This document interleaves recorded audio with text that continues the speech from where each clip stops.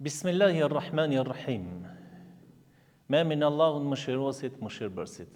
Falenderojmë Allahun, Zotin e botrave, salavatet, përshëndetjet, selamet u dërgojmë të dashnit të Allahut Muhammedit sallallahu alaihi wasallam, familjes së tij, shokëve të tij dhe të gjithë ata të cilët e ndjekin rrugën e tij deri në ditën e gjykimit. Siç ka nevojë trupi për ushqim, siç ka nevojë prindi për fëmijë, siç ka nevojë njeriu për rrethin që jeton, qashtu ka nevojë edhe shpirti për disa vepra të cilet janë madhështore. Ato vepra madhështore që vetë Allahu në Kuranin e tij të lartë na ka kërkuar, po ashtu edhe profeti Muhamedi sallallahu alaihi wasallam i ka lavdruar ato vepra madhështore, e që në këtë muaj të Ramazanit e ke mundësien për t'i përfituar ato edhe më tepër. Nuk ka dyshim se secili njeri ka këto virtyte siç janë durimi. Durimi është një vepër që Allahu e ka lavdruar edhe profeti Muhamedi sallallahu alaihi wasallam e ka lavdruar shumë edhe si virtyt ose veti ose cilësi që e shpëton njeriu edhe në këtë botë edhe në botën tjetër është durimi. Njeriu sa më shumë që ta ketë durimin, aq më shumë do të shef të mirën këtë jetë. Allahu ka thirrë të gjithë besimtarët duke i thënë: O ju të cilët keni besuar, bëni durim. Allahu thot: O ju të cilët keni besuar, bëni durim edhe ndihmoni të tjerët për durim, edhe lidhnu mirë mes veti. Allahu ka bërë thirrje, ka thonë: O ju të cilët keni besuar, ndihmoni njëri tjetrin për namaz dhe durim, se Allahu është me durimtarët. Allahu ka thonë në Kur'an: Allahu durimtarëve u jep shpërblimin pa kufi. Kështu që secili besimtar kur i ndëgjon këto fjalë hyjnore të Allahut, sigurisht se mundohet që ta përfiton durimin edhe më tepër. E ke mundësien që në këtë muaj të shenjtë të Ramazanit ta përfitojmë durimin edhe më tepër.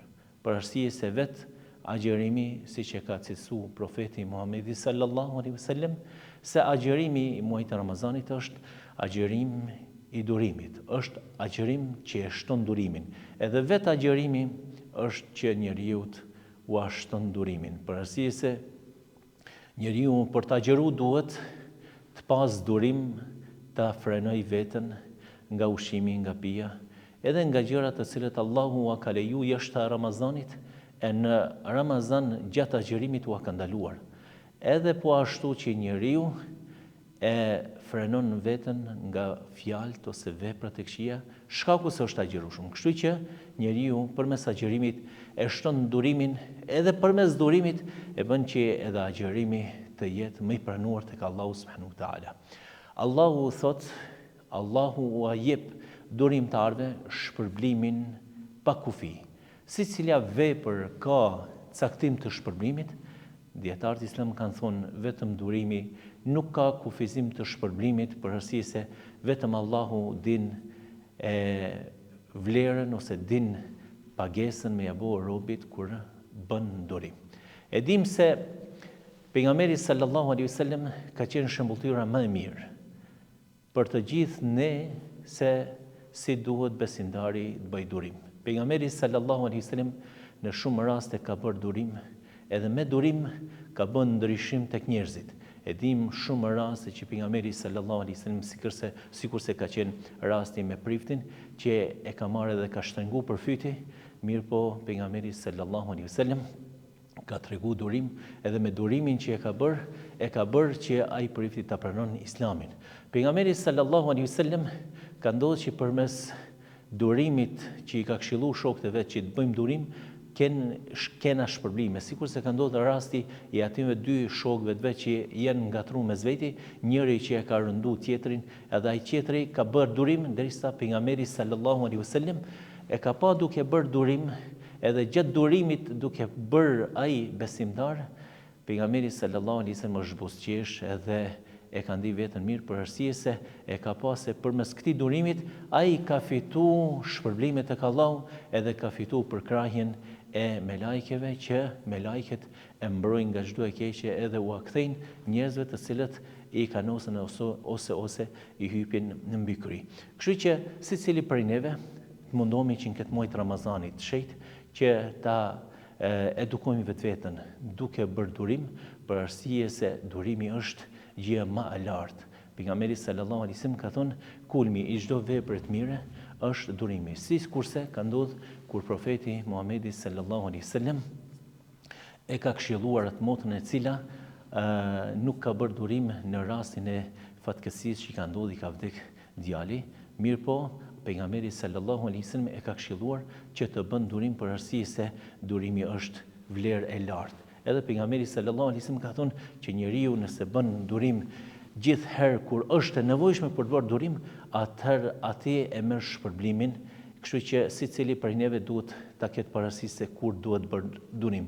Se në disa raste njeriu bën durim që është durim i vlerësuar, kurse në disa raste tjera nëse bën durim ai nuk është durim i vlerësuar, atëherë nuk mund të llogaritet durim. Kështu që secili prej neve duhet ta dimë se ku duhet bëjmë durim edhe ku nuk duhet bëjmë durim. Domethënë ka raste që duhet bërë edhe ka raste që nuk duhet bërë durim. Atëherë t'jem prej atyre që pejgamberi sallallahu alaihi wasallam na ka bërë ose Allahu na ka bërë prej atyre që bëjmë durim në raste kur e ka lavdëruar vetë pejgamberi edhe Allahu, edhe nuk bëjmë durim në ato raste ku pejgamberi sallallahu alaihi wasallam ka thënë që në kësi raste nuk duhet bërë durim ose nuk duhet që ta mshelmi gojen, duhet të reagojmë për arsye se lipët për të reaguar. E lutim Allahun që Allahu na bën prej durimtarëve, e lutim Allahun që Allahu na bën prej atyre të cilët përmes durimit fitojmë shpërblime, fitojmë afërsi me njëri tjetrin, e sidomos në këtë muaj të Ramazanit që Allahu e ka bërë muaj të durimit.